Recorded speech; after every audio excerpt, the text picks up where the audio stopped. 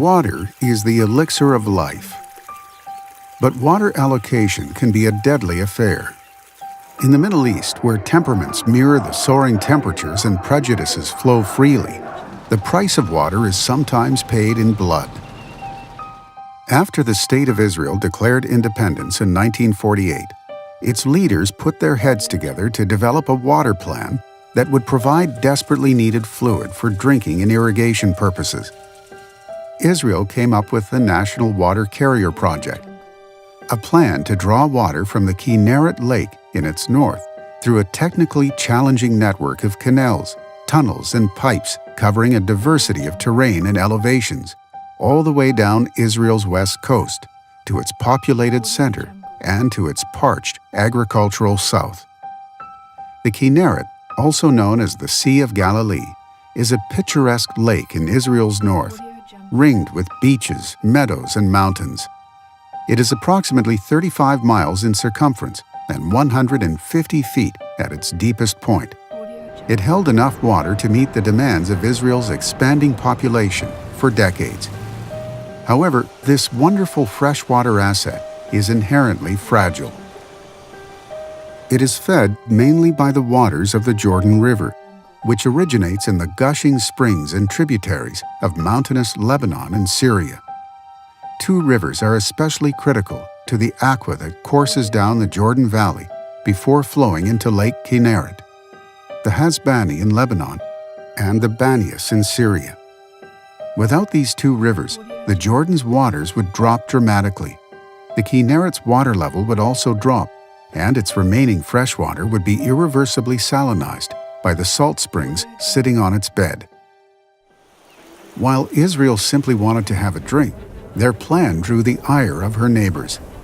Having failed to eradicate Israel in the 1948 War of Independence, the Arab world swore to at least limit her growth and economic success. Israel's water project threatened to severely undermine that goal. When Israel began construction on the national water carrier in July of 1953, the war over water was set in motion.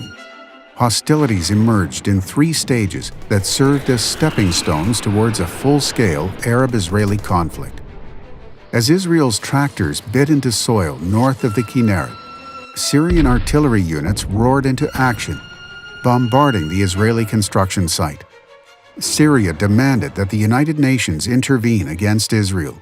The Security Council wished to uphold Israel's right to resume work on its water project, but the Soviets vetoed the resolution.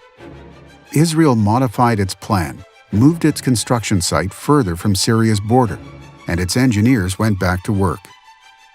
But the dispute was just warming up.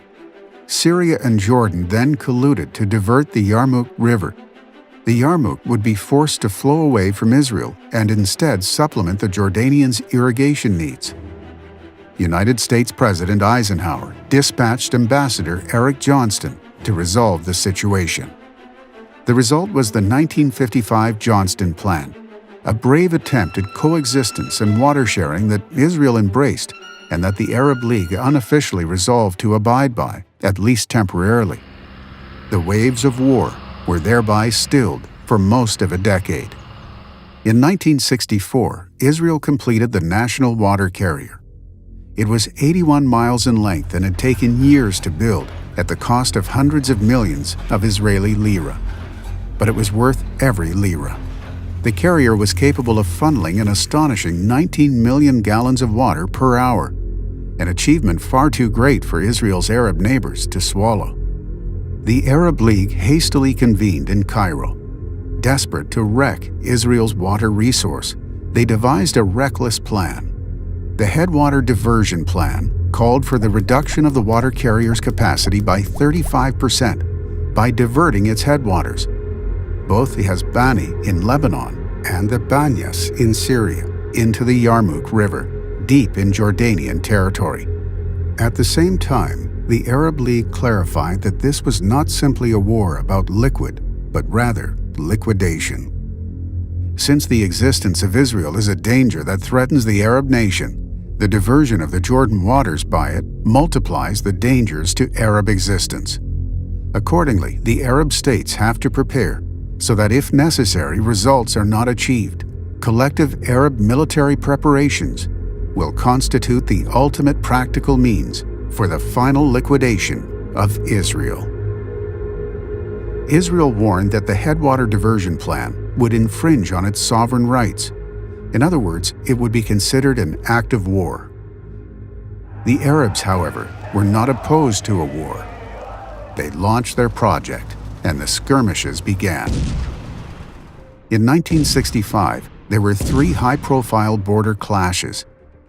The Syrian military attacked Israeli farmers and army patrols, and Israel responded by sending tanks and artillery to destroy the Arab heavy earth-moving machines that were working on the diversion plan. The Arab states eventually abandoned their project, but the war over water inspired them to plot a war of extermination against Israel. Hostilities between Israel and Syria spiraled over the next 2 years, with Syria using the Golan Heights to rain artillery upon unprotected Israeli farms and villages in the plains below. In the first quarter of 1967, there were over 270 border incidents of sabotage and attack directed against Israel. A view of the war to come came on April 7th, when Syria fired at Israeli farmers. Israel responded with artillery, and the fight escalated.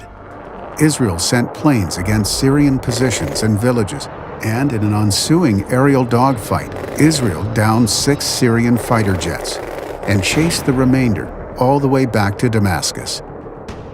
Ariel Sharon later observed, "People generally regard June 5, 1967, as the day the Six-Day War began.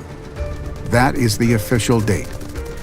But in reality, it started 2.5 years earlier, on the day Israel decided to act against the diversion of the Jordan River. In fact, it could be argued that the war began as soon as a parched Israel politely asked the Kinneret for a drink."